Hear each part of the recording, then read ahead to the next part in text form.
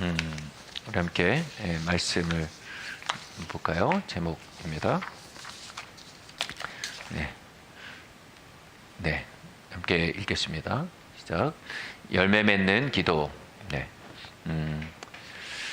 요한복음 15장 말씀입니다. 읽겠습니다. 나는 포도나무요, 너희는 가지라. 그가 내 안에, 내가 그 안에 거하면 사람이 열매를 많이 맺나니 나를 떠나서는 너희가 아무것도 할 수 없음이니라. 아멘. 이 열매라는 말은 성장, 성숙, 또 변화, 증가, 이런 걸 의미합니다. 하나님은 인간의 마음에 성장과 확장과 성공에 대한 욕구를 주셨습니다. 성공주의는 우리가 피해야지만 성공에 대한 욕구는 하나님의 형상의 일부입니다. 이사야서 9장은 예수님의 나라가 영어 표현으로 ever increasing 이렇게 되어 있습니다. 우리나라 말로 무궁하다라고 번역이 됐는데 이건 계속해서 증가한다는 뜻입니다. 그분의 나라는 계속해서 증가하고 성장하고 있다는 것입니다. 그분은 항상 증가시키는 분이십니다.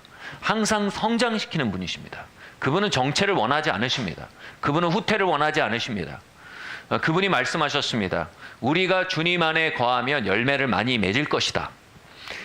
이것은 주님과 파트너가 되라는 의미입니다. 이 코로나 속에서도 언택트 업종은 고공행진을 계속했습니다. 그리고 그 투자자들과 관련 업종은 계속 ever increasing, 호황을 누려왔습니다.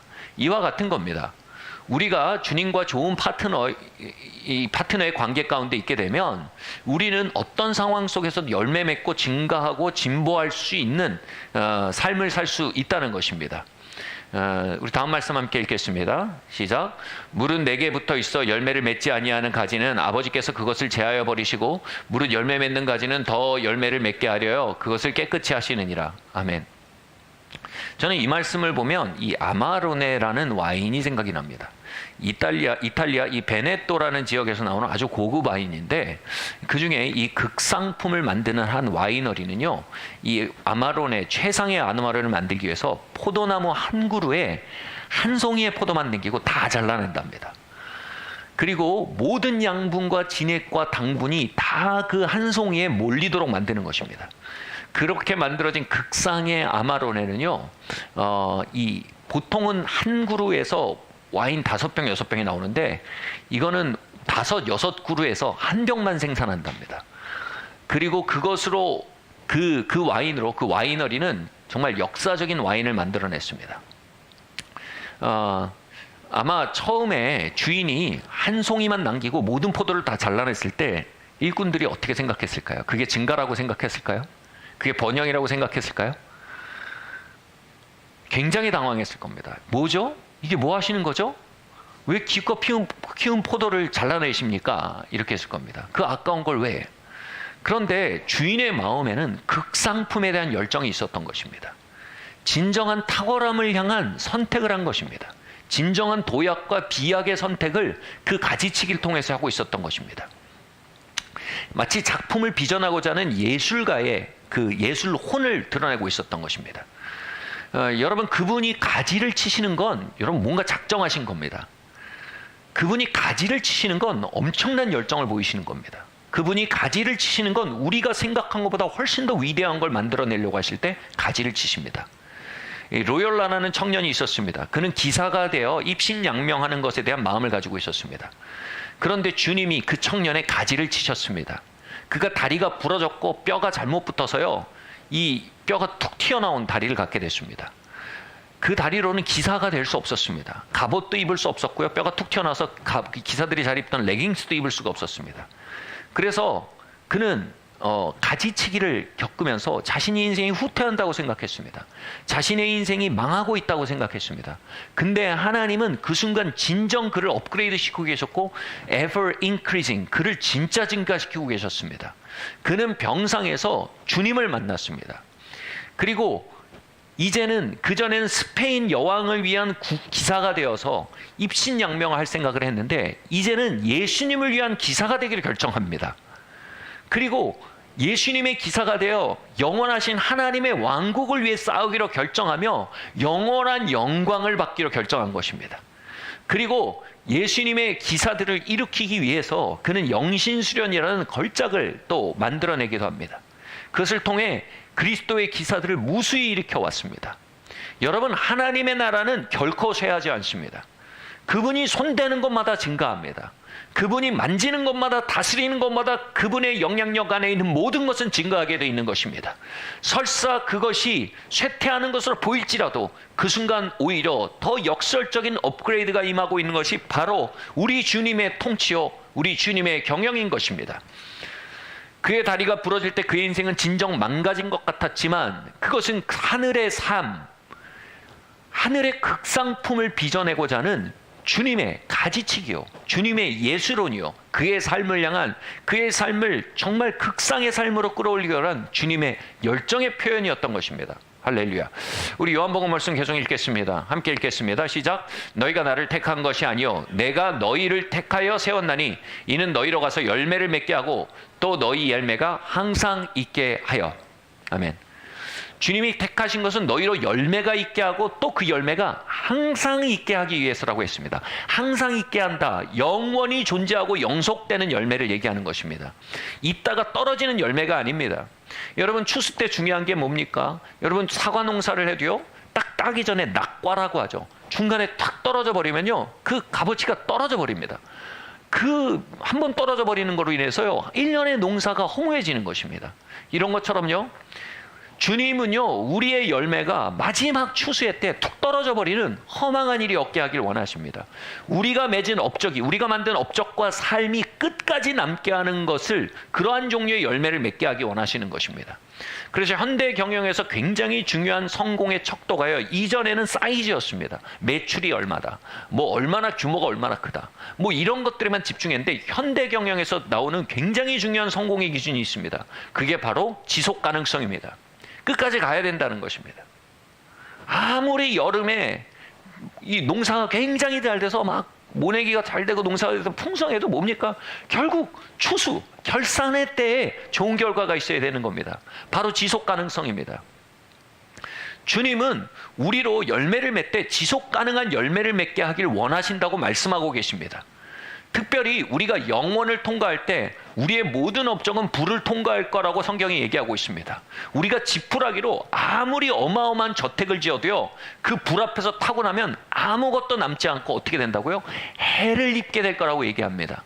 그리고 우리가 금과 음으로 집을 지었으면 그 불을 통과할 수 있고 그것으로 인해 우리가 큰 상을 얻게 될 것이다 라고 성경이 얘기하고 있습니다. 로열라가 기사가 되어 입신양명의 삶을 살았다면 그것은 30년 동안은 의리의리해 보였을지 모르지만 그것은 지속 가능한 열매가 결코 아니었습니다. 그것은 타버리고 그의 삶에 결국 해가 될 일이었습니다. 그러나 그가 젊은 시절 가지치기를 받았을 때 그는 영원까지 남는 업적을 향해 그의 삶을 튜닝할 수 있었습니다. 다시 조준할 수 있었습니다. 그 불을 통과할 때 금과 은으로 지은 접이 바로 그리스도를 터전으로 한 일이라고 얘기합니다. 그는 그리스도를 터전으로 하지 않았습니다. 자신의 깜냥과 자신의 생각과 자신의 뜻과 자신의 욕심대로 행했습니다. 그러한 일들은요, 지속 가능할 수가 없습니다. 그러나 우리가 그리스도를 의지하여 그리스도로부터 오는 생명력과 기름 부음과 영으로 난 것은 영이요 살리는 것은 영이니 육은 무익하니라 하십니다. 영으로부터 난 것은 영이요 육으로부터 난 것은 육이라고 했습니다. 바로 그리스도로부터 난 일만이 영원까지 지속될 수 있는 것입니다. 할렐루야. 여러분 하시는 일이 무엇이든, 여러분 일하고 있는 게 신도시 무엇이든, 여러분 그리스도로부터 열매 맺는 일이 있기를 예수님의 이름으로 축원합니다. 영원까지 남는 열매들을 맺으시기를 바랍니다. 그렇지 않다면 그것은 여러분 지푸라기로 지은 집에 지나지 않는 것입니다. 아멘. 이냐시의 로열러는요, 그렇게 영원을 향해 튜닝되고 그의 소스가 자신의 깜냥과 자신의 액성과 자신의 욕심이 아니라 그리스도로부터 그 포도나무 진액으로부터 낸 참된 포도를, 영원까지 남을 포도를 맺어내자 어떤 일이 있었습니까? 정말 내 생까지 그 위대한 업적이 남았을 뿐 아니라 바로 그의 이 생에서도 큰 하나님의 그 역사와 상급이 있었던 것입니다. 성경은 이렇게 말합니다. 경건의 연습은 금생과 내생에 큰 유익이 있다고 했습니다.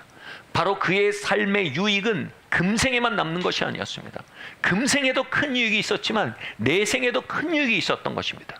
그래서 그의 업적은 여러분 수백 년이 지난 지금까지도 수많은 그리스도의 군사들을 일으키고 있는 어마어마한 항구적인 지속 가능한 유업으로 역사할 수 있었던 것입니다. 여러분, 우리의 삶의 업적이 유업이 되길 바랍니다. 우리를 통해서 하나님 하신 일이 이 땅에 흔적을 남기기를 바랍니다. 우리를 통해서 하나님 하신 일들이 우리의 하늘 보좌까지 가서 하늘 보좌 앞에서 우리의 한 일을 증거하여 우리에게 큰 상급이 되기를 바랍니다. 주님은 그런 열매를 향해 우리를 택하셨다고 말씀하셨습니다. 아멘. 주님은 여러분을 택하셨습니다. 열매 맺게 하기 위해서요. 주님은 여러분을 연단을 위해서 택하신 것만이 아닙니다. 주님이 여러분을 깎아내기 위해서만 택한 것이 아닙니다. 주님은 여러분을 열매 맺게 하기 위해서 택하신 것입니다. 그래서 그 열매 맺기 위해서 주님이 가지를 치실 때도 있습니다. 가지를 치시는 그 순간도 여러분 증가의 때인 걸 믿으셔야 됩니다. 상승의 때인 걸 믿으셔야 합니다. 업그레이드 때인 걸 믿으셔야 합니다. 왜냐하면 주님의 나라는 ever increasing kingdom이기 때문입니다. 제가 사역을 시작할 쯤에 교회가 한번 쪼개진 적이 있었습니다. 여러분, 거듭난 사람에게 교회가 쪼개지는 일은요, 일생에서 겪는 가장 큰 고통 중에 하나일 것입니다. 바로 이 거듭난 영의 일원인 그리스도의 몸이 쪼개지는 것입니다. 정말 힘든 고통스러운 시간이었습니다. 그때 저희는 둘 중에 하나를 믿었어야 했습니다. 주님께서 우리 사역을, 이 교회를 우리가 생각하고 기대한 것보다 훨씬 더 극상품으로 만들길 원하시는구나. 정말 포도나무 진액이 집중되고 그 당분이 집중되고 정말 극상의 새 포도주로 만들길 원하시는구나. 이렇게 믿을 수 있었습니다. 그래서 그렇게 믿기 시작할 때 우린 이렇게 기도해야 했습니다. 주님, 이 시간을 통해서 포도나무 진액이 충만히 집양된 새 부대, 새 술의 사역을 일으켜 주십시오 라고 우리가 그것을 믿을 때 기도하기 시작한 것이었습니다. 그러나 반대의 선택도 있었습니다. 우리는 여기서 끝이구나, 여기서 망했구나, 이렇게 생각할 수 있었습니다. 그렇게 할 때 우리는 우리 자신을 내던지게 되는 것이었습니다. 그 믿음과 불신을 왔다 갔다 할 때 저희의 태도는 극단적으로 왔다 갔다 하게 되었습니다. 이쪽을 믿을 때 우리의 마음은 큰 소망과 큰 기대 가운데 기도하게 됐습니다. 이쪽을 믿을 때 큰 낙심 가운데 시간을 허송세월하며 자포자기하게 된 것입니다. 여러분, 우리가 긍정적인 사고의 중요성을 얘기하는 겁니까? 아닙니다. 마음먹기 나름이다라는 이야기를 하는 겁니까? 아닙니다. 주님이 우리에게 그렇게 말씀하셨기 때문에 주님의 말씀을 믿으라는 겁니다. 바로 이렇게 말씀하고 계신 겁니다. 너희가 나를 택한 것이 아니라 내가 너희를 택했다. 나는 가지치기를 통해 극상의 포도를 수확하기 원한다. 나는 너를 벌주거나 망하게 하려는 것이 아니다. 금생과 내생에 큰 영광을 가져오는 작품을 만들어내기 위해 너를 증가시키고 업그레이드 시키고 있는 것이다. 이 주님의 말씀을 믿는 자는 자신의 삶과 시간을 소중히 여기며 그 극상품을 빚으시기 원하시는 그분의 열정을 자신의 열정으로 받고 그 고난의 시간을 넘어갈 것입니다. 그리고 그분의 손에 그 시간을 의탁하며 자신의 삶의 결말에 있을 큰 열매들과 상급을 바라보며 용기 백배하여 전진해 나가기 시작할 것입니다. 그러나 그것을 믿지 않으면 말씀드렸듯 자포자기에 빠질 길밖에 없는 것입니다. 여러분은 극상의 작품으로 빚어지는 존재들입니다. 아멘. 여러분, 아멘은 이런 때 쓰라고 하는 겁니다. 아멘. 네. 그런 우리에게 주님이 명하십니다. 뭐라고 명하십니까? 너희가 극상의 포도를 맺기 위해 가지가 쳐지고 모든 양분이 집중되기 위해서 내가 그렇게 디자인한 것이니 뭐라고요? 너희가 내 안에 거하라. 나는 포도나무여 너희는 가지니 뭐라고? 내 안에 붙어 있으라는 겁니다. 포도나무 진액이 그 어느 때보다 너에게 흘러들어가게 해야 된다는 것입니다. 주님은 가지치기란 거 엄청난 코스트를 한 겁니다. 어떻게요? 포도나무 진액이 집약될 수 있게 하기 위한 코스트를 주님이 하신 겁니다. 근데 거기서 우리가 해야 될 일이 있습니다. 우리는 그 안에 거하려고 해야 합니다. 그분의 의도를 알고 의중을 알고 그 진액이 나에게 집중돼 흘러 들어오도록 우리는 그 안에 매어 달리고 거해야 하는 것입니다. 성경에서 다른 표현을 일으킵니다. 머리 대신 분을 붙들어야 한다고 말합니다. 다른 부분은 이렇게 말합니다. 감람나무 진액이 감람나무 가지에 미쳐지기 위해 감람나무 가지가 감람나무에 접붙임되어야 한다고 말하는 것입니다. 여러분, 그렇다면 그분 안에 거하는 것, 이거는 우리의 열매를 보장하는 가장 중요한 파트가 되는 것입니다. 우리의 미래가 있기 위해서 우리가 주변에 인맥을 잘 형성해야 되라고 얘기하는 게 아닙니다. 우리의 미래가 있기 위해서 우리가 주변 환경을 좋은 환경, 좋은 길목에 앉으라고 얘기하는 게 아닙니다. 너희의 영원히 남을 열매, 금생과 내생까지 영광스럽게 할 그 열매를 위해 뭐라고요? 내 안에 거하라라고 말씀하시는 겁니다. 할렐루야. 주님 안에 거한다는 것이 무엇입니까? 많은 성경교사들은 기도와 말씀을 통해 주님과의 친교의 삶을 개발하는 것을 의미한다라고 가르칩니다. 그리고 이것은 매우 타당성이 있는 해석입니다. 자, 그러면 기도와 말씀을 통해 주님과의 친교의 삶을 사는 것에 대해서 우리가 조금 더 구체적으로 들여다보길 원합니다. 그 비밀은요, 이 말씀 안에 있습니다. 첫 번째로요, 함께 읽겠습니다. 시작. 너희가 내 안에 거하고 내 말이 너희 안에 거하면 무엇이든지 원하는 대로 구하라. 그리하면 이루리라.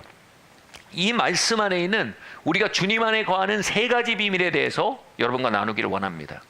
첫 번째로요, 너희가 내 안에 거하는 것, 거하라라는 말씀 한번 살펴보겠습니다. 골로새서 1장은 이렇게 말합니다. 이 비밀의 영광이 이방인 가운데 얼마나 풍성한지 알게 하려면이라. 이 비밀은 너희 안에 계신 그리스도신이 곧 영광의 소망이라고 했습니다. 여러분, 이건 엄청나게 풍성한 일입니다. 이건 엄청나게 큰 자원입니다. 여러분, 그리스도가 우리 안에 와 있습니다. 이건 교리적인 얘기가 아닙니다. 갈릴리에서 그 수많은 기적을 행하시던 그분이 내 안에 계십니다. 천지를 창조하셨던 그분이 내 안에 계십니다. 우주보다 크신 그분이 내 안에 계십니다. 여러분, 내 안에 계시다라는 표현은요, 엄청난 친밀한 관계를 가질 수 있는 잠재력을 말합니다. 내 안에 오셨다는 겁니다.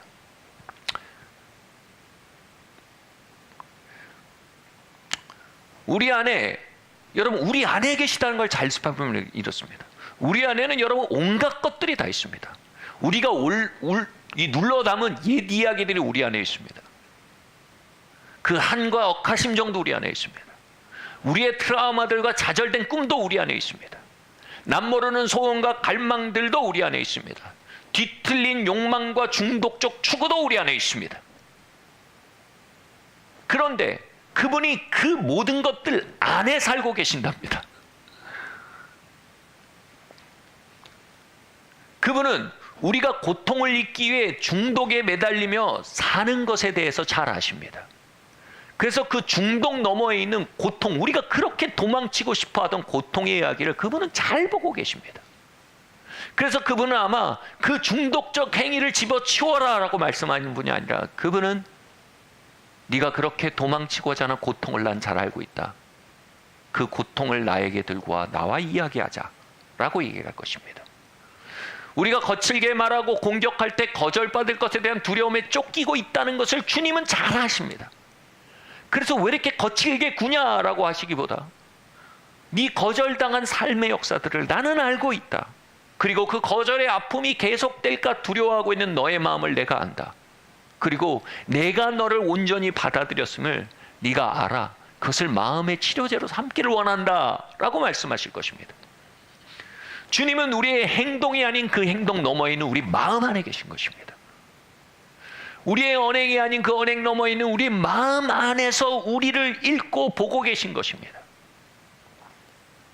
우리가 왜 그렇게 말하는지, 왜 그렇게 행동하는지, 왜 그렇게 느끼는지, 심지어는 우리가 느끼고 있지만 우리가 부정하고 있는 수많은 느낌까지도 알고 계신 것입니다.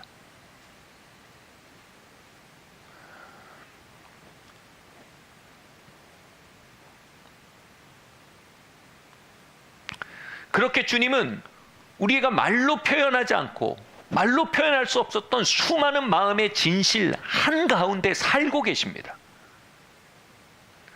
그래서 우리의 마음의 진실을 그 누구보다 명확히 보고 계신 것입니다. 우리가 사람을 만날 때 우리조차도요, 마음으로 그들의 마음을 어느 정도 들어가 느낄 수 있습니다. 그런데 내가 그 사람에게 느끼는 마음의 진실에 어떤 느낌이 있는데 그 사람이 입으로 하는 말과 그 사람 마음의 진실 사이에 격차가 있으면 어떻게 됩니까? 벽으로 느껴집니다. 예를 들어서 여러분 누굴 만났는데 낙심한 느낌이 탁 듭니다. 그래서 어떠세요? 라고 물어봐요. 아, 좋아요. 요즘 너무 신나요. 라고 말한다면 아, 이 사람과 사귈 수 없겠구나. 벽을 느낄 것입니다. 바로 마음의 현실과 언어가 먼 것, 즉 언어가 비어 있는 것은요, 친교의 불능성을 얘기하는 것입니다. 이 사람이 나에 대해서 뭔가 깊이 상처받았고 화가 나 있다는 걸 조금 느낍니다. 그래서 그 부분을 이렇게 얘기해 보려고 하는데 그 사람이 얘기합니다. 아, 무슨 말씀을요? 저 참 좋습니다. 괜찮아요, 괜찮아요. 이렇게 얘기합니다. 그럼 아, 이 사람이 나에게 벽을 쌓았구나. 이 사람이랑 친할 수 없겠구나 라는 느낌을 받게 되는 것입니다. 여러분, 그 정도가 아닙니다. 주님은 우리의 마음을 어느 정도 아시는 게 아니라 우리 마음 속에 살고 계십니다. 그래서 그분이 우리 마음 속에 살고 계시기 때문에 우리가 그분과 친할 수 있는 유일한 길은요, 우리의 마음의 진실과 우리의 언어가 일치하는 것입니다. 그분을 향한 우리의 언어가 우리의 마음의 진실을 반영할수록 우린 그분과 친해질 수 있는 것입니다. 그러나 우리는 겉으로부터 말을 하고 살아서 속으로부터 말하는 법을 잘 모릅니다. 그래서 우리의 언어는 그분과 대화할 때, 그분께 기도할 때 우리의 마음의 진실을 말하는 그 언어가 아니라 온갖 종교적인 빈말만 가득한 빈 깡통 같은 언어가 나열되기 쉬운 것입니다. 그곳에서는 주님 안에 거하라, 내 안에 거하라라는 친밀함의 관계로 들어갈 수가 없는 것입니다. 제가 아주 좋아하는 시가 있습니다. 찰스 핀이란 사람의 내가 말하지 않은 것을 들어주세요 라는 시입니다.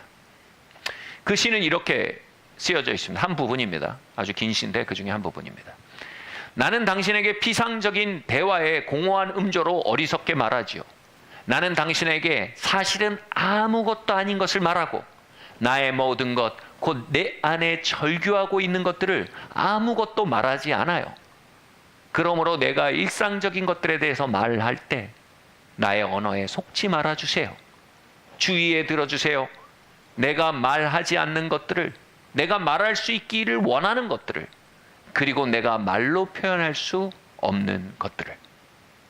이 시의 말미에 이렇게 쓰여 있습니다. 내가 누구인지 궁금하시죠? 나는 당신이 아는 모든 남자, 모든 여자랍니다. 이것은 우리의 이야기입니다. 우리는 마음의 진실로부터 말하지 못하는 불능을 가지고 있습니다. 그 불능은 친밀함을 향한 불능으로, 무능으로 번져나가고 있습니다. 말씀드렸듯 우리의 기도는 빈말로 가득하게 일수입니다.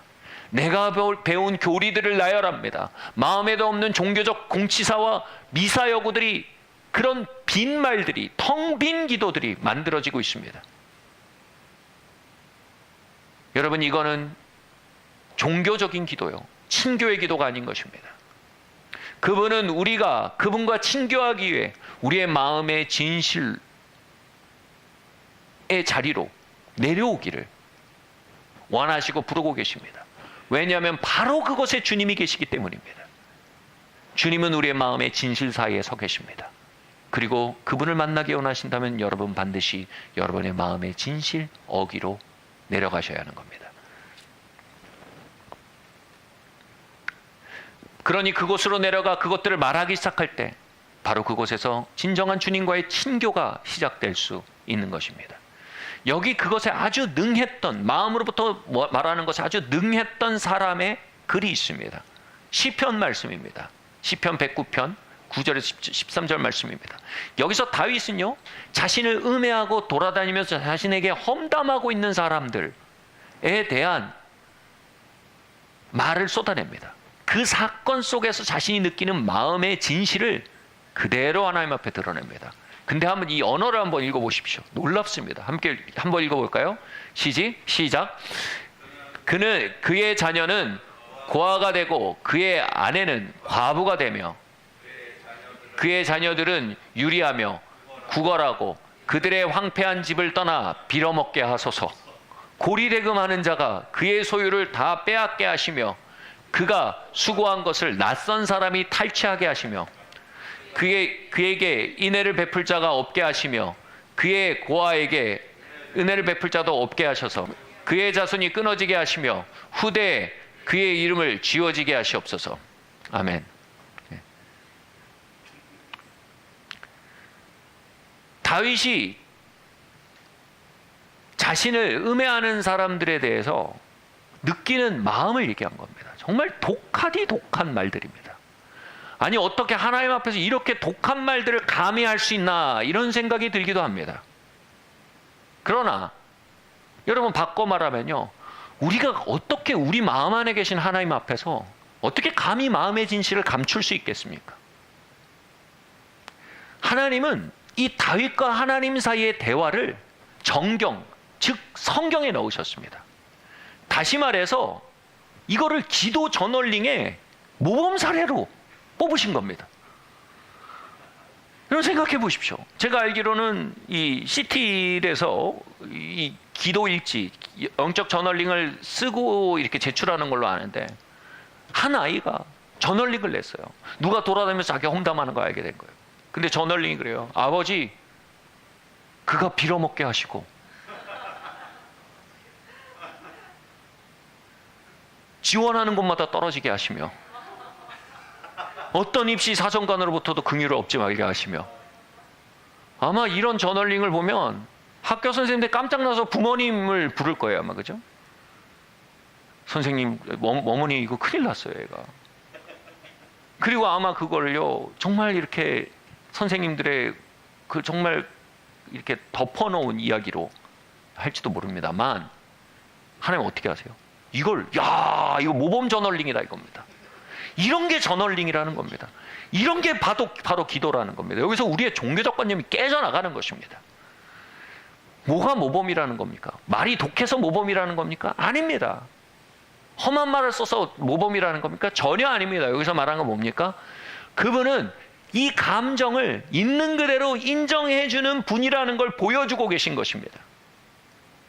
우리의 마음의 가장 밑바닥까지 다 알고 계시고 거기에 들어가 서 계시고, 그건 뭡니까? 이미 그것을 다 받아들이고 계신 분이라는 것입니다. 아멘. 아멘. 그분은 우리의 마음에 옳은 것들은 받아들이고 옳지 않은 것들을 거절하고 하고 계시지 않습니다. 그분은 이미 우리 안에 살고 계심으로 우리의 마음에 진실이라 여겨지는 기도들은 받아들이시고 빈말들, 허구인 기도들은 걸러내십니다.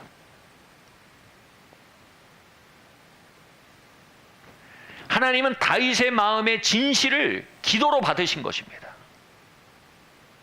여러분, 이 사실을 용감히 믿기 시작할 때요, 할렐루야, 기도는 더 이상 과제가 아닙니다. 여러분, 기도는 특권이 되는 겁니다. 사람들이 마음의 진실을 이야기할 수 있고 또 발견할 수 있게 해서 어떻게 합니까? 수많은 돈을 내고 상담료를 내고 상담사를 만납니다. 그리고 자신의 마음의 이야기들을 나누고 자신의 마음의 실제를 공유할 수 있는 공간을 얻기 위해서 베스트 프렌드들을 얻습니다. 그리고 그 친구 관계를 유지하기 위해서 엄청난 값을 치릅니다.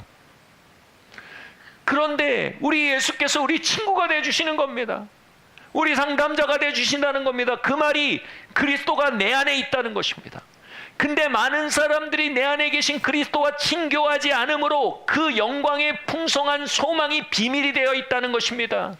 여러분, 이 일이 여러분 안에 비밀이 아니라 나타난 계시가 되기를 바랍니다. 이 일이 여러분에게 잠재태가 아니라 활성태가 되어 있기를 바랍니다. 이를 통해 여러분은 어마어마한 유익들을 누리시길 예수님의 이름으로 축원합니다. 다윗은 시편 109편 마무리를 이렇게 하고 있습니다. 한번 읽겠습니다. 시작. 내가 입으로 여호와께 크게 감사하며 많은 사람 중에 찬송하리니 그가 궁핍한 자의 오른쪽에 서사 그의 영혼을 심판한 자들에게서 구원하실 것이미로다. 아멘. 여러분, 다윗의 거친 듯한 날것의 기도와 그의 매우 부정적이고 어그러진 욕망과 정서들은 그대로 끝나지 않았습니다. 그렇게 마음의 진실들을 개방하고 이야기할수록 자신 안에 계신 주님을 발견했습니다. 바로 그 궁핍한 자신 앞에 상처받고 두려워하고 망가질, 내가 그들에 의해서 삶이 파괴될지 모른다는 생각과 피해의식에 점철돼서 삶을 두려워하고 있는 자신의 마음의 진실을 고백할 때 바로 그 옆에 오래전부터 서 계신 주님을 발견한 것입니다. 여러분, 주님은 우리의 마음의 진실과 함께 계십니다. 주님 만나기 원하십니까? 마음의 진실 안으로 찾아 들어가시기를 바랍니다. 그리고 그곳에서 주님이 자신의 옆에 계실 뿐 아니라 자신의 삶을 돕고 계시고 건지시는 하나님이라는 그분에 대한 신뢰가 회복되는 것입니다. 그래서 두 손을 들고 찬양하기 시작하는 것입니다. 자신을 음해하는 자들의 흠이 보이는 게 아니라 자신 안에 계신 분의 흠이 보였고 자신을 구원하신 자의 흠이 보여서 한탄의 기도가 찬양의 기도로 바뀔 수 있었던 것입니다. 할렐루야. 이사야서는 말합니다. 오라 우리가 서로 변론하자. 너희 죄가 주홍빛 같을지라도 흰눈처럼 이어질 것이요 라고 말합니다. 여기서 변론하자는 말이 바로 대화하자, 사귀자입니다. 하나님이 우리의 주홍빛을 흰눈같이 바뀌시는 통로는 징계가 아닙니다. 비판이 아닙니다. 친교입니다. 친교를 통해 우리를 깨끗하게 만드시겠다는 겁니다. 와서 사귀자는 겁니다. 저는 이런 표현을 좋아합니다. 친구 따라 강남 간다라는 말이 있습니다. 여러분, 친구 따라 거룩해지는 겁니다. 친구 따라 천국 가는 겁니다. 친구 따라 십자가도 지나고 부활로 나아가는 것입니다. 그 친구가 내 주 예수 그리스도가 되게 하는 것입니다. 바로 우리의 철로 역정의 엔진이 두려움이 아니요, 철로 역정의 엔진이 종교적 열심이 아니요, 철로 역정의 엔진이 종교적 완벽주의가 아니고 뭐라고요? 예수님 명확히 말씀하십니다. 너희는 나의 친구라 라고 말씀하십니다. 그리함으로 나는 너희에게 내 모든 것을 말한다. 바꿔 말하면 뭘까요? 너도 나를 친구 삼아라. 너의 마음에 있는 모든 것을 나에게 말함으로. 바로 이렇게 친구된 주님과의 친교, 주님을 친우 삼음, 주님의 친구된 주님과의 우정이 우리를 변화시켜 간다는 것입니다. 그래서 말하는 것이 무엇입니까? 너희가 주홍색이면 주홍색 그대로 오라는 겁니다. 오라는 게 뭡니까? 내가 주홍색입니다 라고 말하라는 것입니다. 이게 꼭 주홍색은 아니고요. 기술적으로 말하면 이게 파란색이라도 말할 수 있는데 이러지 말라는 거예요. 주님 주홍색입니다. 그게 개방한다는 거예요. 흰눈같이인 그분, 하늘에 내리는 첫눈같이 하얀 그분에게 우리를 열 때 그분의 그분 되심이 우리 위에 덮여 우리를 하얗게 만든다는 것입니다. 할렐루야. 여러분, 주홍색이면 주홍색이라고 하십시오. 검은색이면 검은색이라고 하십시오. 속에 피가 나면 피가 난다고 하십시오. 속이 까맣게 타들어가면 타들어간다고 하십시오.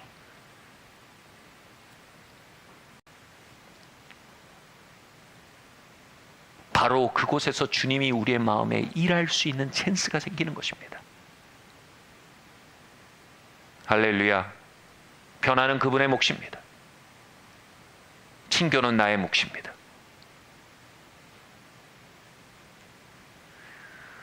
요한복음 말씀입니다. 함께 계속 읽겠습니다. 시작.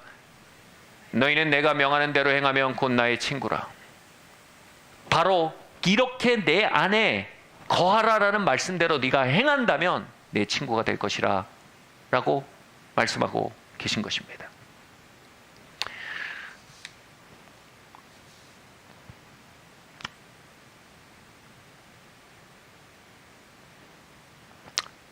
그런데 이런 이 주님과의 친구로 살았던 다윗에게요, 이 다윗에게도 주님을 친구 삼지 못했던 영역들이 있습니다. 바로 남녀 관계였습니다. 이 남녀 관계, 한 남자에게 얼마나 큰 삶의 영역입니까? 근데 그 부분을 다윗은 하나님과 나누지 않았습니다. 그 안에 있었던 깨어짐과 뒤틀린 욕망과 기대와 슬픔과 두려움을 하나님께 열지 않았습니다. 왜 그랬을까요? 그게 찌질하게 느껴졌을까요? 그게 너무 세속적인 것으로 느껴졌을까요? 아니면 그 아픔을 인정하기엔 그 아픔이 너무 컸을까요? 다윗은요, 첫사랑 미갈에게, 그리고 아내였죠, 버림을 받습니다. 그의 장인이었던 사울왕이 그를 죽이려고 하며 그를 내어 쫓았고, 미갈은 그 사이 다윗을 버리고 다른 남자에게 재혼을 해버렸습니다. 그의 마음은 깨어졌습니다. 그리고 그 이후로 다윗은 첩을 계속 들이는 행위를 합니다. 이건 문화적인 일일 수도 있지만 그의 깨어진 마음이 자꾸 그런 식으로 발현되는 것입니다. 그의 아픔을 그런 식으로 자꾸 도취시킨 것입니다. 그러나 그 아픔을 주님과 나누지 않았습니다. 미갈을 잃은 것에 대한 통렬한 상실을 나누지 않은 것입니다. 결국 그것이 골마 터지게 됩니다. 어떻게요? 밧세바를 범함으로 골마 터진 것입니다. 그리고 우리아를 교살하는 일로 골마 터지기 시작한 것입니다. 그리고 나서야 시편 51편, 그 일이 있고 나서야 자신의 남녀 문제, 성적인 문제에 있어서의 골마 터짐을 주님께 열고 얘기하는 것이 처음 나옵니다. 여러분, 주님께 열지 않은 상자가 무엇입니까? 주님과 여러분, 주님을 친구 삼지 않은 영역이 무엇입니까? 여러분 마음에 있는 것을 고백하고 말하고 그분을 친구 삼아 함께 걷지 않고 있는 부분이 무엇입니까? 부끄럽고 치졸하고 쪼잔해 보여 덮고 던져버린 영역들이 무엇입니까? 주님은 우리의 마음의 속속들이를 공유하기 원하십니다. 왜냐하면 주님은 우리의 벗이시기 때문입니다. 할렐루야. 아멘. 두 번째로요, 함께 이 두 번째 포인트 읽겠습니다. 이 말씀 읽겠습니다. 시작. 너희가 내 안에 거하라고 내 말이 너희 안에 거하면 무엇이든지 원하는 대로 구하라. 그리하면 이루리라. 우리가 두 번째 살펴볼 부분은요, 내 말이 너희 안에 거하면입니다. 그분의 말이 우리 안에 거한다는 것은요, 거하게 한다는 건 기도에 있어서 굉장히 중요한 면입니다. 기도는 반드시요, 성경을 경청하는 것에 중심이 있어야 합니다. 우리가 기도는 쌍방향 통행이라고 많이 얘기하죠. 우리 쪽을 아뢰는 것만이 아니라 하나님을 듣는 것을 포함하는 겁니다. 근데 하나님을 듣는 수단은요, 기록된 성경에 기초해야 합니다. 이것은 기독교 영성 전통에서 하나님의 음성을 듣는 가장 정통적인 방법입니다. 바로 성경이 우리에게 말 걸게 하는 것입니다. 하나님의 말씀, 기록된 말씀인 성경을 통해 성령께서 말 걸게 해드리는 것입니다. 이것은 단순히 성경 공부를 하는 것을 의미하지 않습니다. 교리반을 배우는 걸 말하지 않습니다. 이것은 성경을 묵상하는 차원을 의미하는 겁니다. 묵상과 공부의 차이가 뭡니까? 묵상은 이것입니다. 공부는 그 내용을 우리 머리에 넣는 것입니다. 묵상은 그 내용으로 우리의 마음의 현실을 변화시키는 것입니다. 그래서 묵상이라는 뜻은 이게 있어요. 반복하여 듣고 말하다라는 뜻이 있습니다. 그것을 반복하여 듣고 말합니까? 언제까지요? 그 성경의 말씀이 내 마음의 현실을 드러내고 변화시킬 때까지요. 영어로 realize라는 말이 묵상에 아주 맞는 말이라고 저는 생각합니다. realize의 첫 번째 뜻이 인식하다라는 겁니다. 말씀을 인식하는 겁니다. 두 번째 realize의 뜻은요, 현실화시키다, 실현시키다라는 뜻이 있습니다. 바로 이 두 번째 realize는 뭡니까? 그 말씀이 내 마음의 현실이 되도록, 내 마음을 기경하도록까지 그 말씀을 사용하는 것이 바로 묵상인 것입니다. 얼마 전에 우리 그 피터 잭슨 목사님과 그 수치에서 영광으로라는 주제로 우리가 어저께까지 아마 그 부흥학교 학생들이 강의를 들었을 겁니다. 사실 이 강의를 제가 4번인가 5번 풀로 들었습니다. 제가 압니다, 대부분 내용을요. 그러나 수치에서 영광으로라는 내용을 알지만 제 마음의 현실은 여전히 수치의 옷을 입고 있을 때가 대단히 많습니다. 두려움에 제 마음이 눌려 있을 때가 대단히 많습니다. 상황을 통제하고 조정하고 싶어하는 그 수치와 두려움의 견고한 진 가운데 마음이 있을 때가 대단히 많습니다. 여러분, 이 말씀을 바르게 듣는 것이 무엇입니까? 그 말씀이 내 마음의 현실, 바로 내 마음에 있는 두려움을 깨뜨릴 때까지 주목하고 경청하는 것입니다. 그게 묵상인 것입니다. 내 마음의 현실의 두려움을 몰아낼 때까지 그 사랑의 음성이 내 마음의 현실이 되도록 하는 것이 바로 묵상인 것입니다. 내 마음의 조정이 그분을 향한 신뢰로 변화되기까지 그분의 말씀이 내 마음에 말 걸도록 기회해 드리는 것이 바로 묵상인 것입니다. 이게 뭡니까? 말씀이 네 안에 거하면 이라는 말의 실제입니다.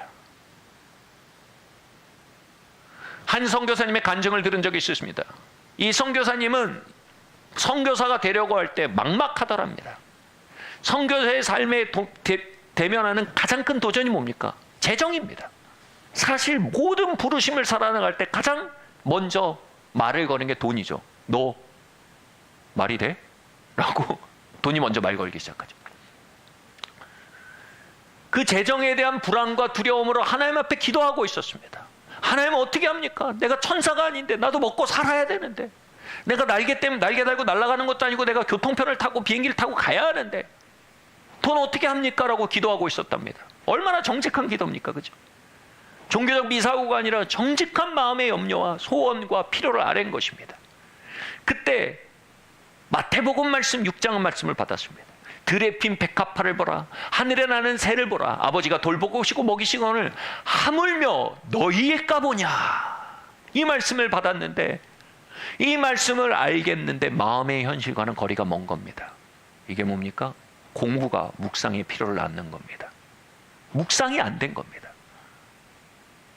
마음의 현실은 무엇입니까? 과거의 가난이라는 트라우마에서 온 두려움이 마음의 현실이었을 것입니다.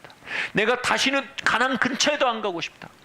가난 근처에도 안 가고 싶은데 이 선교사의 삶은 가난 근처가 아니라 그 중심으로 들어가는 느낌 같다라고 두려움이 소리쳤을 겁니다.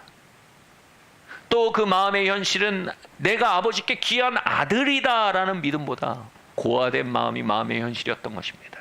누가 나를 돌봐? 내가 나를 돌보지 않는데 누가 나를 돌봐? 내가 나를 돌보지 않는 순간 내 삶도 내려가는 거야 라는 고아의 마음이 현실이었던 것입니다. 그리고 또 그 현실이 무엇입니까? 자본주의가 소리 지르고 있었던 것입니다. 네가 이 자본주의 사회에서 어떻게 그렇게 살 수 있냐? 네가 어떻게 후원으로 살 수 있냐? 이 자본주의의 논리가 그 속에서 소리 지르고 있었던 것입니다. 바로 말씀은 말씀이고 마음의 현실은 마음의 현실이었던 것입니다. 격차가 컸던 것입니다. 근데 이 선교사님의 이야기가 제 마음에 참 감동이 되었습니다. 이분이 이 말씀을 듣고 이 말씀이 자신의 마음이 현실이 되게 하는 것에 대해서 부딪혀 나가기 시작하는 겁니다. 이 말씀을 묵상하고 하나님 앞에 기도할 뿐 아니라 이제는 그것을 자신의 마음을 설복시키기 위해서 어떻게 했냐면요, 하늘에 나는 새를 보라 이 말씀을 듣고는 이 말씀 가지고요 시청 광장에 갔답니다. 왜요? 시청 광장에 가면 비둘기가 많았거든요. 그래서 정말 하나님이 비둘기를 어떻게 먹이시나 보러 갔다는 겁니다. 근데 잘 먹고 포동포동 살쪄 있는 모습을 보는 겁니다. 희한하다. 쟤는 스트레스도 안 받는다. 그리고 실제 들꽃을 보러 교회로 나갔답니다. 들꽃이 그렇게 영광스럽고 아름답게 펴있을 수가 없는 겁니다. 햇살이 내리고 비가 내리고 해서 그 들꽃이 때가 되면 너무나 아름답게 피어나는 걸 보는 겁니다. 그리고 그 마음속에 있는 깊은 불신의 실제를 만나게 된 것입니다. 하나님, 난 아닌 것 같아요. 그래도 하나님, 난 아닌 것 같아요. 나는 들꽃보다 귀중한 존재가 아닌 것 같아요. 나는 새보다 돌봄받는 존재가 아닌 것 같아요. 나는 그저 내 인생을 나를 놓고 싸워야 하는 그저 생존자이지 아들은 아닌 것 같아요. 그 수많은 마음의 현실과 말씀의 투쟁을 그 선교사님이 투쟁하다 마침내 그 말씀의 실제가 마음속으로 쑥 들어온 것입니다. 할렐루야. 그리고요, 마침내 내가 이제 선교를 나갈 수 있겠구나. 난 준비가 되었다. 여러분, 후원자도 없었지만, 재정적인 플랜도 없었지만 그에게는 말씀이 들어와 있던 것입니다. 왜냐하면 뭐라고 말했습니까? 내 말이 너희 안에 구하면 무엇이든지 원하는 대로 구하라, 그리하면 이루리라 했기 때문입니다. 그 말씀의 실제가 그 안에 들어온 것입니다. 그래서 그는 그 말씀의 실제를 가지고 이제 선교사로 나간 것입니다. 그리고 하나님, 이 일에 후원이 필요합니다. 하나님이 채우시는 걸 보는 겁니다. 하나님 먹을 양식이 필요합니다. 하나님 채우시는 걸 보는 겁니다. 아버지, 하늘에 나는 새를 돌보신 하나님, 나는 당신의 자녀입니다. 하나님, 이 일에 교통편이 필요합니다. 하나님 보내주시는 것입니다. 여러분, 하나님의 말씀을 묵상하셔야 됩니다. 여러분, 우리는 지적 교만의 영에 잡혀 있습니다. 내가 그걸 알아. 여러분, 그걸 아는 것은 아무 도움이 되지 않습니다. 그것이 묵상으로 넘어가기 시작할 때만 나를 도울 수 있는 것입니다. 여러분, 우리의 마음의 현실이 말씀의 현실과 얼마나 많은 격차가 벌어져 있습니까? 우리가 그 채로 말씀과 연결됐다고 얼마나 쉽게 간주합니까? 여러분, 정말로 여러분의 삶의 중심을 말씀과 연결시키셔야 합니다. 우리의 마음이 말씀으로 기경되기를 바랍니다. 아멘. 이것이 바로 내 말이 너희 안에 거하면의 의미인 것입니다. 세 번째로요, 우리 세 번째에서 우린 가장 정말 파워풀한, 정말 흥분되는 부분에 도달하는 것입니다. 세 번째를 우리가 강조해서 전체 구절 한번 읽겠습니다. 시작. 너희가 내 안에 거하고 내 말이 너희 안에 거하면 무엇이든지 원하는 대로 구하라, 그리하면 이루리라. 아멘.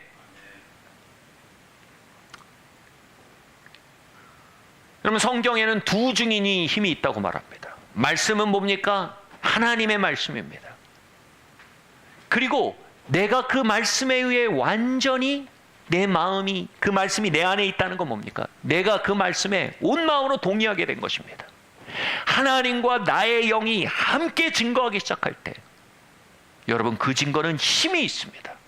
그 증거는 능력을 나타내며 성령의 움직임을 나타내는 것입니다. 천지가 창조될 때 하나님은 빛이 있기를 원하셨습니다.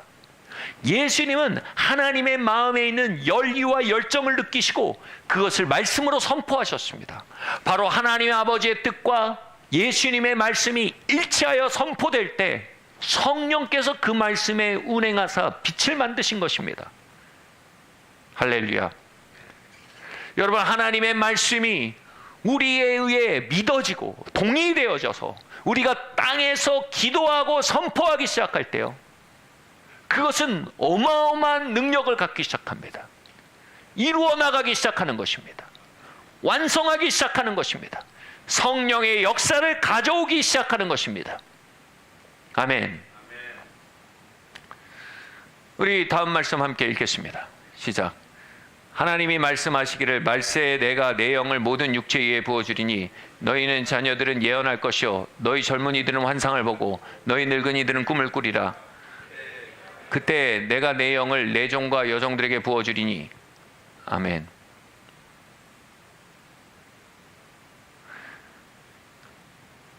청교도 신학자였던 조나단 에스워스는요, 그리스도의 몸된 교회의 가장 중요한 의무가 이것이라고 했습니다. 바로 하나님이 종말을 향해서 가지고 계신 약속들이 있습니다.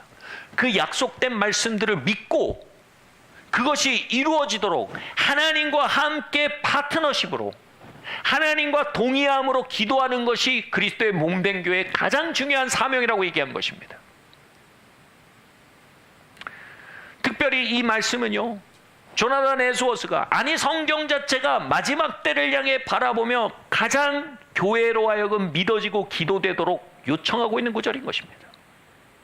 이것은 요엘서의 구절이었습니다. 마지막 때가 오면 뭐라고요? 하나님의 영이 쏟아 부어지는데 어떻게 해요? 모든 육체에 부어질 거랍니다. 할렐루야. 모든 남종과 여종에 부어지고요, 자녀들이 예언하고 젊은이들이 환상을 보고 늙은이들이 꿈을 꾸게 될 거라는 겁니다. 성령의 부어짐이요, 어떤 사람들에게 제한되지 않고요. 성령의 부어짐이 어떤 장소에 제한되지 않고요. 성령의 부어짐이 어떤 그룹에 제한되지 않고요. 성령의 부어짐이 어떤 때에 제한되지 않고 무제한으로 퍼져나갈 것이라는 겁니다. 이 예언을 받은 요엘은요, 구약의 선지자였습니다. 구약에서는 하나님의 영의 강림이 오직 선지자들이나 사사들 위에 있었습니다. 그래서 이 예언은 굉장히 레디컬한 예언이고, 요엘의 마음의 믿음의 지경을 정말 스트레치하고 늘리는 믿음이었던 것입니다. 약속이었던 것입니다. 예수님께서 이 약속을 제자들에게 주셨을 때요, 제자들은 어안이 벙벙했을 것입니다.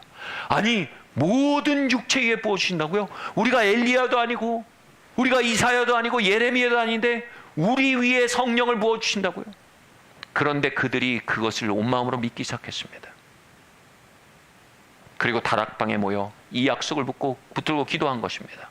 하나님, 엘리야에 임하신 하나님, 이사야에 임하신 하나님, 예수님 위에 임하신 성령님, 이제 우리 위에 성령을 부어주십시오.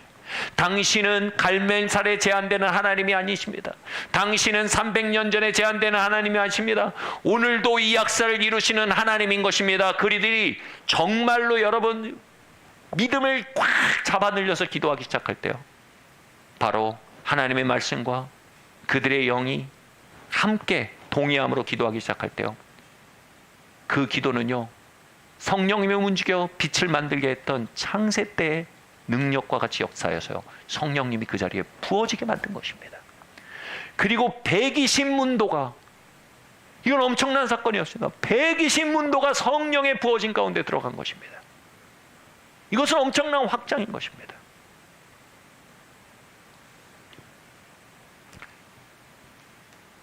여러분, 그러나 이 사도행전의 역사는요, 결코 요엘서 예언의 완성이 아니었습니다. 요엘서 예언의 첫 시작이었을 뿐입니다. 이것이 얘기하는 건 120문도가 아닙니다. 이 예언이 얘기하는 건 모든 육체입니다. 아멘.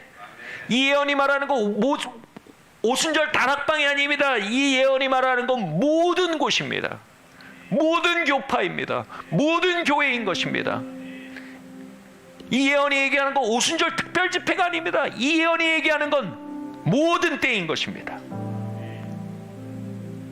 할렐루야. 저는 고등학교 2학년 한 선교단체에 수련회에 가서 둘째 날 밤에 성령의 부어짐을 경험했습니다.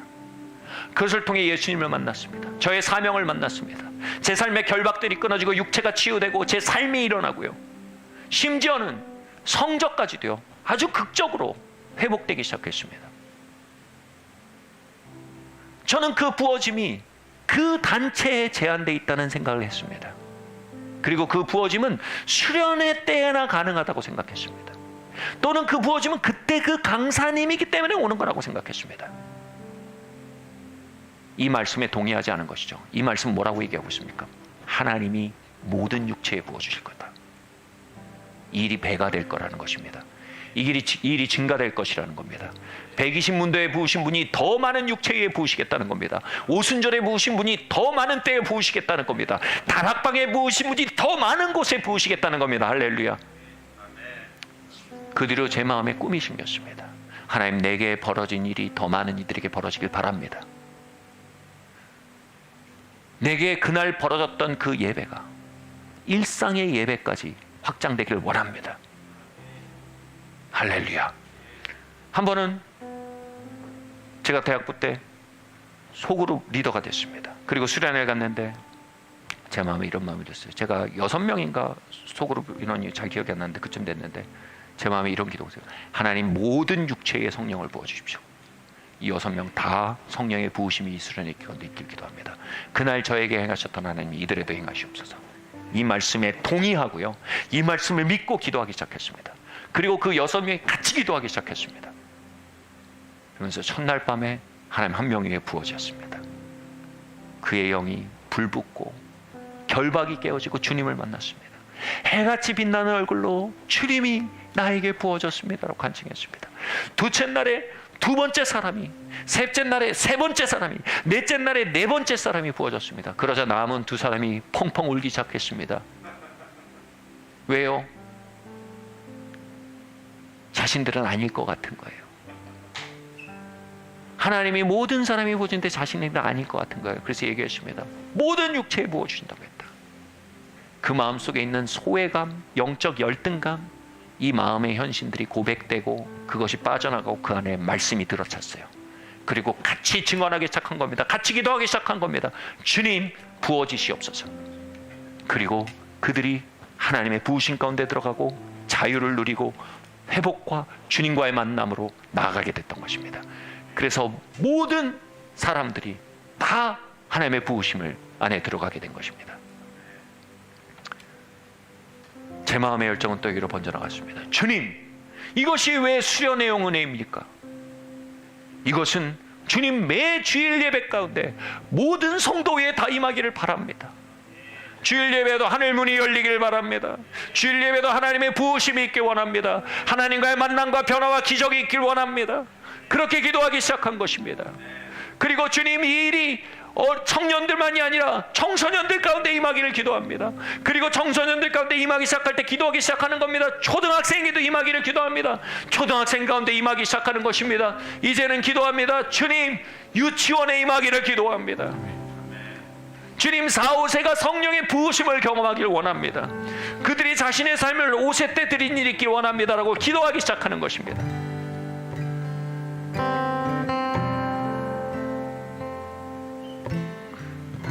그리고 우리는 그 어느 때보다 이 기도를 더 강렬하게 된 데 도달해 있습니다. 여러분, 그 부으심이 왜 현장 예배에 제한되어야 합니까?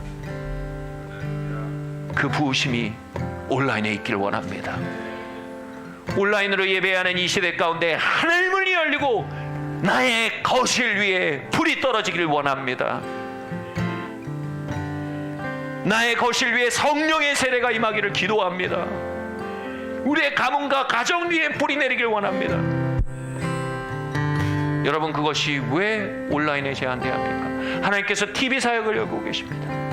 여러분, TV 사역이 각 가정으로 방송될 때 그들 가운데 부흥이 임하게 하는 것이 바로 요엘서 2장의 예언인 것입니다. 우리 그것을 위해 함께 기도해야 하는 것입니다. 여러분, 그것이 왜 우리 사역에 국한되어야 합니까? 하나님, 북한 땅에 임하여 주시옵소서. 북한의 모든 민족 위에, 모든 육체 위에 주의 영을 부어주사 그들의 결박이 깨어지고 주님께 돌아오게 하여 주시옵소서. 왜 그것이 한반도에 국한되어야 합니까? 주님, 중국 땅에 임하시며 아시아에 임하시며 주님, 아시아의 대륙 위에 성령의 소낙비가 임하게 하여 주시옵소서. 우리가 주님의 약속을 붙들고 두 번째 증인으로 함께 외치고 기도해야 하는 것입니다. 여러분, 그것이 종말의 때를 맞이하고 살아가는, 여러분, 종말의 때는 다른 게 종말이 아닙니다. 주님의 초림과 재림 사이 전체가 종말입니다. 가장 중요한 사명, 바로 종말을 향해 가지고 있던 주님의 예언이 그 시대에 성취되도록 부르짖고 기도하는 기도의 집, 그것이 바로 조나단 에드워즈가 얘기한 교회의 가장 첫째 되는 사명인 것입니다. 여러분, 2021년입니다. 이 한 해 이 부흥의 부으심이 배가 되기를 원합니다. 할렐루야. 여러분, 왜 여러분의 직장은 안 됩니까?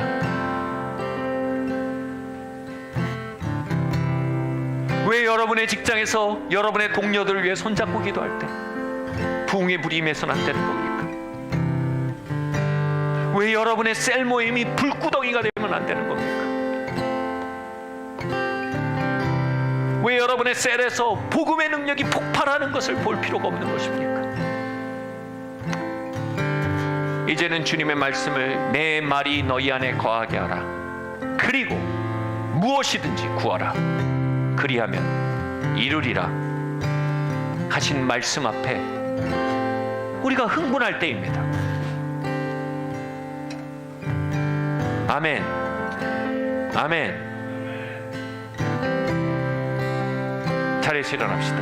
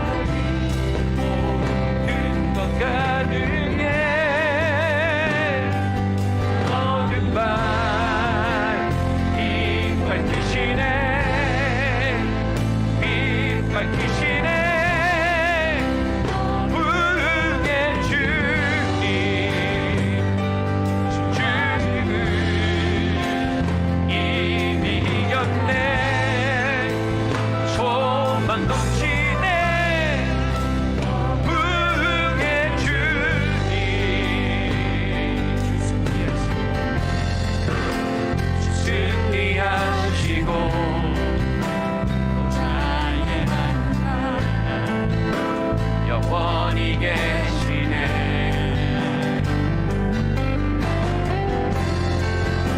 내 마음이 어찌 두려워하리. 나 주만 신뢰. 어떤 벽도 막을 수 없고 주 산을 옮기니 모든 것 가능해. 할렐루야. 상한 몸을 일으키시고 온 영혼 구하리. 주님 이 땅에 부흥을 부으시옵소서. 2021년을 부흥회로 만드시옵소서. 어둠 밤 빛 밝히시네. 빛 밝히시네. 오 부흥의 주님. 주님 2021년을 코로나해가 아닌 부흥회로 선포합니다.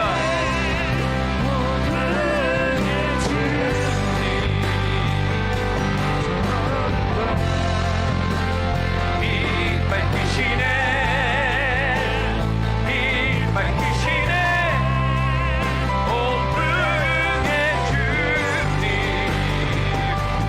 그가 죽은 이미 이겼네. 소망 넘치네. 부흥의 주님.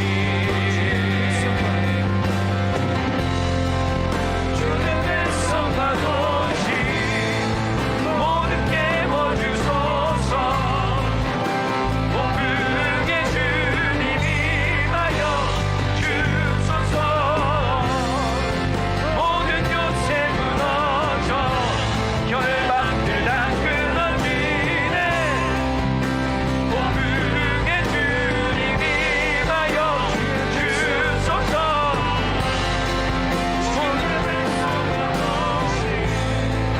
모두 깨워주소서. 오 부흥의 주님 임하여 주소서. 모든 요새 무너져 결박들 다 끊어지네. 오 부흥의 주님 임하여 주소서.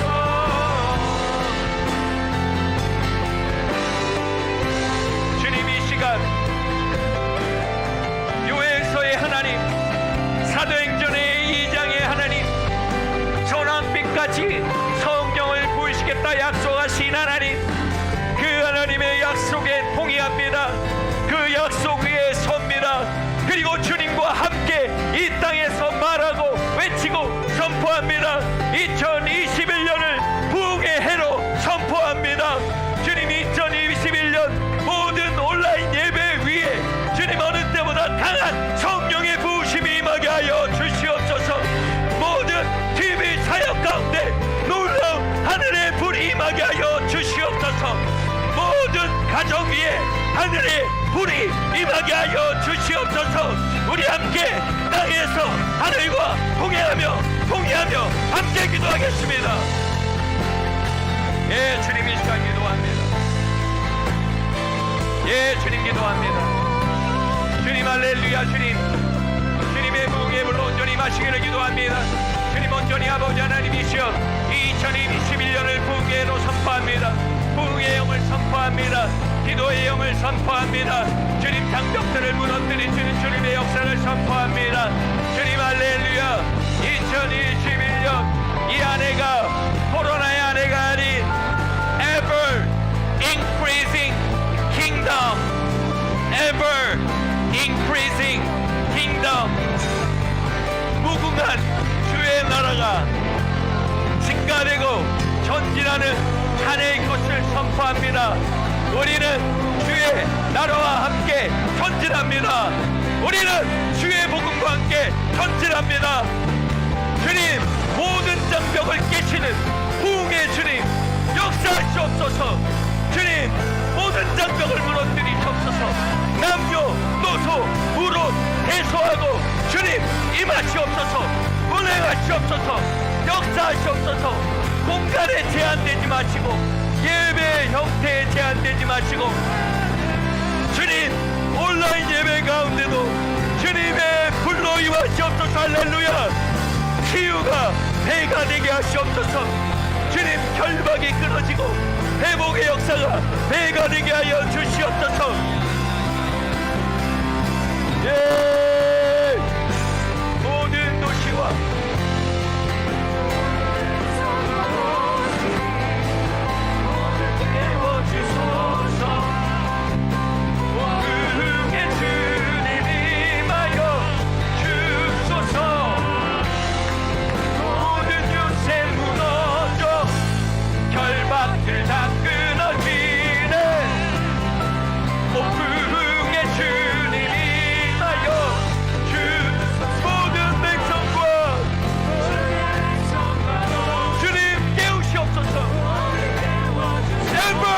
increasing kingdom, ever increasing kingdom. 주의 나라는 무궁합니다. 예, 주님. 코로나의 장벽을 뚫고 부흥의 주님.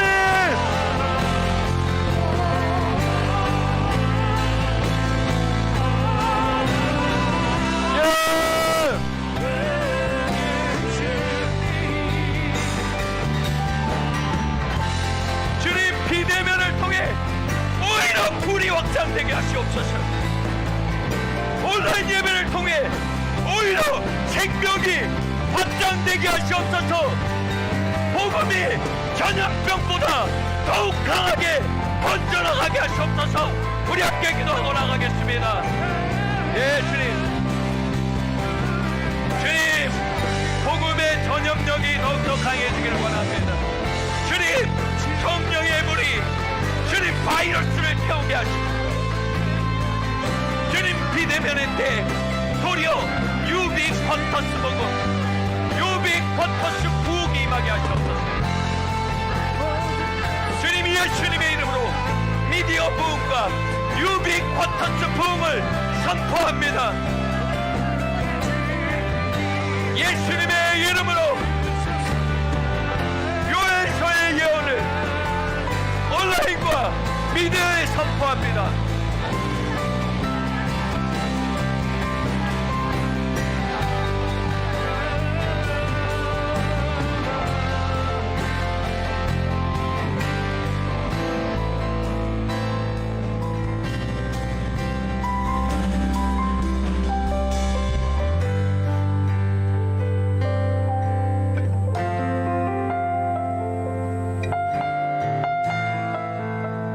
주님, 올 한 해를 놓고 기도합니다. 주님의 말씀으로 내 마음의 엉겅퀴를 기경하여 주십시오. 주님의 말씀으로 나의 트라우마를 기경해 주시고 주님 또아리 잃던 세상의 영을 기경하여 주시고 주님의 말씀으로 육신의 생각들을 기경하여 주십시오. 내 마음을 주의 말씀으로 장악해 주십시오. 주님, 내 마음을 주님께 드립니다. 말씀의 영으로 나의 마음에 할례를 행하시고 벌짝밭을 제하시고 주님 부드러운 마음을 주사 주의 말씀이 나의 영행 가운데 나의 영혼 가운데 내 마음 가운데 흥황하게 하여 주시옵소서. 우리 주님께 구합시다. 주님 말씀의 영을 내게 부어주십시오. 말씀의 영을 내게 부어주십시오. 우리 같이 기도하겠습니다. 오 주님, 주의 말씀들이 내 안에 들어가시기를 원합니다. 오 주의 말씀이 나의 마음에 현실이 되기 원합니다. 주님의 말씀이 우리 안에 realize 되길 원합니다. 오 주님, 주님의 말씀이 내 지식의 칼렌더에 들어가는 것이 아니라 내 지식의 수집이 아니라 주님의 말씀이 내 마음의 불이 되길 원합니다. 주님 말씀의 영을 부어주시옵소서. 주님 말씀을 통해 우리에게 주님의 음성을 들려주시며 주님 각종 아버지 하나님 말씀을 통해 주를 알아가는 그 일들 가운데 주님 은혜가 배가 되게 하시기를 기도합니다. 주님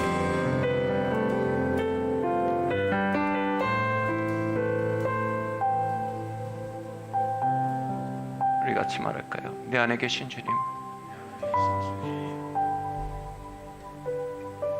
나의 묻힌 이야기와 감정들과 뒤틀린 욕구와 소원과 꿈과 고통과 중독과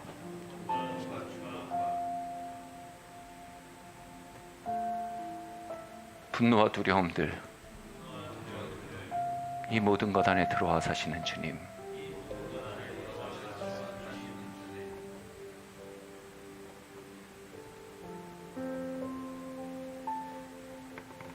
당신께 나의 마음의 진실을 말하는 법을 가르쳐 주십시오.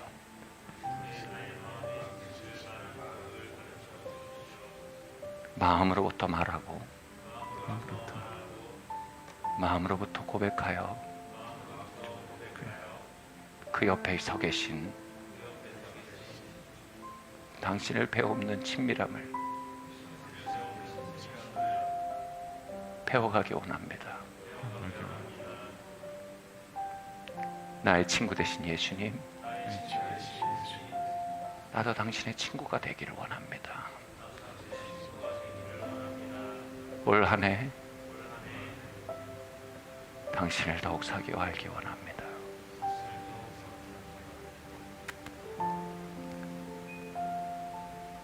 나의 체질이 진토인 줄 아시는 주님,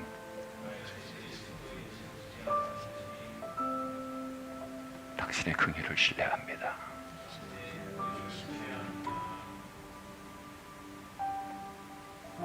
나의 골짜기와 봉우리를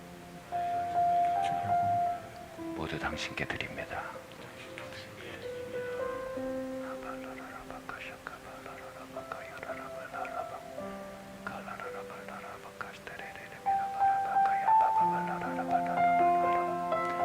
주님, 친구된 주님의 임재를 부으세요.